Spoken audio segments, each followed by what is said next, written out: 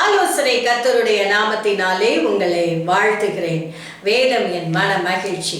2 ராஜாக்களின் புத்தகம் 15ஆம் அதிகாரம். இந்த 15ஆம் அதிகாரத்துல யாரை குறித்து நாம் பார்க்கிறோம் என்றால், இப்பதான் நான் கடந்த எபிசோட்ல சொன்னேன், அமத்சியாவின் குமாரன் அசரியா ராஜாவானார் என்று சொல்லி, ஆனால் அவரை குறித்த எந்த குறிப்பும் இல்லை என்று. இந்த 15ஆம் அதிகாரத்தின் முதல் பகுதி அவரை பற்றி கூறுகிறது. முதல் பகுதியிலே இந்த அசரியாவுடைய இன்னொரு பெயர் உசியா ராஜா. அசரியானும் போடப்பட்டிருக்கும், உசியானும் போடப்பட்டிருக்கும். உசியான்னு சொன்ன உடனே நீங்க கெஸ் பண்ண ஆரம்பிச்சிருவீங்க, இந்த பெயர் நமக்கு அதிகமாய் கேட்ட பெயரா இருக்கிறது என்று. உசியா ராஜா மரணம் அடைந்த வருடத்தில் ஏசாயா ஒரு தீர்க்க தரிசனம் கண்டு எழுதுகிறதை ஏசாயாவின் புத்தகத்திலே நாம் வாசிக்கிறோம். அதே உசியா ராஜா தான் இந்த அசரியா உசியா 2 பேரையும் ஞாபகம் வச்சுக்கோங்க. அசரியாவோட உசியா பரிச்சயமான ஒரு பெயர் என்று சொல்லி நான் நினைக்கிறேன். யூதாவின் ராஜாவாகிய அமத்சியாவின் குமாரன் அசரியா ராஜாவானான். அமத்சியா கொல்லப்பட்டார், கொலை செய்யப்படுகிறார். உடனே 16 வயது நிரம்பிய அசரியாவை ராஜாவாக்கினார்கள். இவர் எவ்வளவு, இது வசனம் 2வது வசனம் சொல்கிறது, அவர் ராஜாவாகிற போது 16 வயதா இருந்து 52 வருஷம் எருசலேமில் அரசாண்டார் என்று சொல்லி. அப்புறம் நான் ஏற்கனவே இன்னொரு குறிப்பு உங்களுக்கு சொல்லி இருக்கிறேன். யூதாவின் ராஜாக்கள் என்றால் செம்மையானதை செய்தார்கள் என்று வரும், இஸ்ரவேலின் ராஜாக்கள் என்றால் பொல்லாப்பானதை செய்தார்கள் என்று பெரும்பான்மையாய் நாம் பார்க்கலாம். அதை போல இந்த இடத்துல பாருங்க, 3ஆம் வசனம், அவன் தன் தகப்பனாகிய அமத்சியா செய்தபடியெல்லாம் கர்த்தரின் பார்வைக்கு செம்மையானதை செய்தான். யூதாவின் ராஜாக்கள், தாவீதின் பரம்பரை, அவர்கள் கர்த்தருக்கு பயப்படுகிற பயம் இருந்ததே. மேடைகள் மாத்திரம் அகற்றப்படவில்லை, இதையும் நம்ம பார்த்து கொண்டே வருகிறோம். எல்லாம் செம்மையா செஞ்சாங்க, மேடைகள் அகற்றப்படவில்லை என்று சொல்லி கர்த்தர் இந்த ராஜாவை வாதித்ததினால் 5ஆம் வசனம் சொல்கிறது. இதுல வேற எந்த குறிப்பையும் நம்ம பார்க்க முடியாமல் இருக்கிறது. ஆனா இந்த உசியா ராஜாவை குறித்து 4ஆம் புத்தகத்துல வாசிச்சீங்கன்னா, அவரு நிறைய வெற்றிகள் பெற்றிருக்கிறார், ஒரு வேளாண்மை பிரியராய் இருந்திருக்கிறார், கட்டடங்கள் கட்டி இருக்கிறார், நிறைய நல்ல விஷயங்களை ஜனங்களுக்கு செய்திருக்கிறார், ஒரு நல்ல ராஜாவாகத்தான் இருந்திருக்கிறார். ஆனா என்ன நடந்துச்சோ தெரியல, திடீரென்று அவருக்குள் ஒரு வித்தியாசமான எண்ணம் வந்தது. ஆசாரியர்கள் மாத்திரம் செய்யக்கூடிய தூபம் காட்டுகிற வேலை, அது ஆசாரியர்களுக்கு உரியது. இவர் ராஜாவாய் இருக்கிறார், ராஜா வேலையை மாத்திரம் பார்க்க வேண்டும். ஆசாரியர்கள் செய்கின்ற வேலையாகி தூபம் காட்டுகிற வேலையை தன் கையில் எடுத்து இவர் தூபம் காட்ட ஆரம்பிக்கிறார். ஆசாரியர்கள் அதை எதிர்க்கிறார்கள். இது ஆசாரியனுக்குரிய வேலை, ராஜாவாகி உமக்குரியது அல்ல, நீங்க இந்த வேலையை செய்யக்கூடாது என்று சொன்ன பொழுது கூட, ஐயோ நாம் தவறு செய்கிறோம் என்ற எண்ணம் அவருக்கு வரவில்லை. மாறாக அவர் அதிலே நிற்கிறார். தேவனுடைய கோபம் இறங்கி வருகிறது.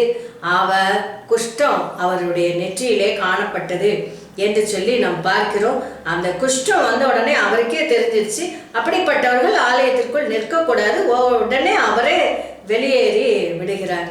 எவ்வளவு ஒரு கடினமான ஒரு வசனம் பாருங்க.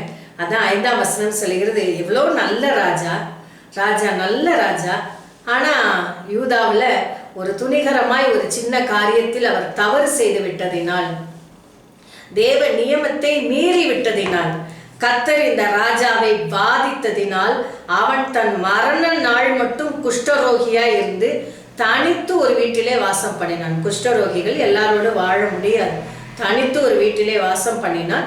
ராஜாவின் குமாரனாகிய யோதாம் அரமனை விசாரிப்புக்காரராய் இருந்து தேசத்தின் ஜனங்களை விசாரித்தான். அதாவது அப்பா உயிரோடு இருக்கிறார், ஆனா அவர் குஷ்டரோகியா இருக்கிறார். ஸோ தனித்து ஒரு வீட்டில் இருக்கிறாரு. மகன், அப்போ தகப்பனும் மகனும் சேர்ந்து ஆட்சி செய்கிறார்கள் என்று எடுத்துக்கொள்ளலாம். அப்படி நிறைய நேரம் நடக்கிறதை பார்க்கலாம். தகப்பனுக்கு வயதாகும் போதோ, ஒரு பலவீனம் வரும் பொழுதோ, ஏதோ ஒரு காரணத்தின் நிமித்தம் மகனையும் இணைத்துக் கொள்கிறார்கள். எப்படின்னா, முதல்வர் துணை முதல்வர் என்றெல்லாம் நாம் பார்க்கிறோமே, அதை போல அவர் ஆட்சி செய்கிறார், மகனும் இணைந்து 2 பேர் இருக்கிறாங்க. அப்புறம் தகப்பனுடைய மரணத்திற்கு பிறகு மகன் ராஜாவாக்கப்பட்டு அரியணையில் அமருகின்ற ஒரு காரியத்தை நாம் பார்க்கலாம். இந்த இடத்துல அப்படித்தான் அவர் குஷ்டரோகி ஆனது நிமித்தம் தனித்து ஒரு வீட்டிலே வாசம் பண்ணுகிறார். அவருடைய மகன் அரமனை விசாரிப்புக்காரராக இருந்து அவர் வேலை செய்கிறதை குறித்து இந்த வசனம் சொல்கிறது. பிறகு அந்த யோதாம் அசரியா தன் பிதாக்களோட நித்திரை அடைந்த பின் அவனை தாவீது நகரத்தில் பிதாக்கள் அண்டையில் அடக்கம் பண்ணினார்கள். அவன் குமாரனாகிய யோதாம் அவன் ஸ்தானத்தில் ராஜாவானான் என்று சொல்லி இங்கே போடப்பட்டிருக்கிறது. அப்போ அசரியாவுக்கு பிறகு யார் வந்துட்டா? யோதாம். இப்போ இந்த வசனம் 7 வசனத்தோட முடிஞ்சிருச்சு. 15ஆம் அதிகாரத்தின் முதல் பகுதி 7 வசனம். நான் இதை கண்டினியூ பண்ணேன்னா அடுத்த ராஜாவோடு கன்ஃபியூஸ் ஆயிடுவீங்க. ஆகவே இந்த உசியா ராஜா, அசரியா அந்த ராஜாவை குறித்த சில விளக்கங்களோடு நான் இந்த பகுதியை நிறைவு செய்கிறேன். அடுத்த எபிசோடில் அடுத்த ராஜாவை குறித்து நாம் பார்க்கலாம். கர்த்தர் நல்லவர். தேவனுக்கு விரோதமாய் போகும் பொழுது அவருடைய தண்டனையை அன்றைக்கு உடனே பெற்றுக்கொண்டார்கள். இன்றைக்கு நாம் கிருபையின் நாட்களில் இருக்கிறதினால், நாம் உடனே தண்டனையை பெற்றுக்கொள்ளாததினால் நாம் செய்வதெல்லாம் சரி என்று நம்மை நாமே நியாயப்படுத்தி நிர்விசாரமான வாழ்க்கைக்குள் போய்கொண்டிருப்பது தவறு. அதுதான் பெரும்பாலானவர்களின் வாழ்க்கையில் பெரும்பாலான நேரங்களில் நடந்து கொண்டிருக்கிறது. ஆனால் நாம் விழித்துக் கொள்வோம். தேவனே, நான் தவறு செய்தேன் என்பதை கர்த்தர் ஏதோ ஒரு வார்த்தையின் மூலம் வேத வசனத்தை வாசிக்கும் பொழுது, பிரசங்கங்களை கேட்கும் பொழுது நமக்கு உணர்த்துவார் என்றால் உடனே நாம் அதை விட்டுவிட தயங்கக்கூடாது. அறிக்கை செய்ய வேண்டும். தன் பாவங்களை மறைக்கிறவன் வாழ்வடைய மாட்டான். அறிக்கை செய்து விட்டு விடுகிறவன் இரக்கம் பெறுவான். மாறாக, இல்லையே கர்த்தருடைய கோபம் என் மேல வரலையே, நான் தப்பு செஞ்சிருந்தா கர்த்தர் அதை கோபப்பட்டு எனக்கு வெளிப்படுத்தி இருப்பார், நான் நல்லா தானே இருக்கிறேன், அப்படி என்றால் நான் செய்கிறது சரிதானே என்று நியாயப்படுத்தி வாதிட்டு கொண்டே இருப்போம் என்றால் நம்மை நாமே வஞ்சிக்கிறவர்களாய் ஏமாற்றுகிறவர்களாய் இருப்போம். நமக்கு பாவம் இல்லை என்போமானால் என்ற வார்த்தையை நினைவில் கொள்ளுங்கள். ஆகவே கர்த்தருடைய சமூகத்தில் வரும் பொழுது நம்மை ஆராய்ந்து பார்த்து கர்த்தர் உணர்த்துகிற விஷயங்களை விட்டுவிட வேண்டும். அன்றைக்கு கிடைத்த உடனடி தண்டனை நமக்கு கிடைத்தால் நாம் எல்லாரும் என்ன நிலையில் ஆகி இருப்போம் என்று நினைத்து பார்க்கவே பயமா இருக்கிறது. ஆனால் கிருபையாய் கர்த்தர் கொடுக்கிற சந்தர்ப்பங்களை பயன்படுத்தி சரிப்படுத்தி கொள்ள தேவன் கிருபை செய்வாராக. எங்கள் நல்ல தகப்பனே, இந்த அருமையான நேரத்திற்காக உமக்கு ஸ்தோத்திரம்.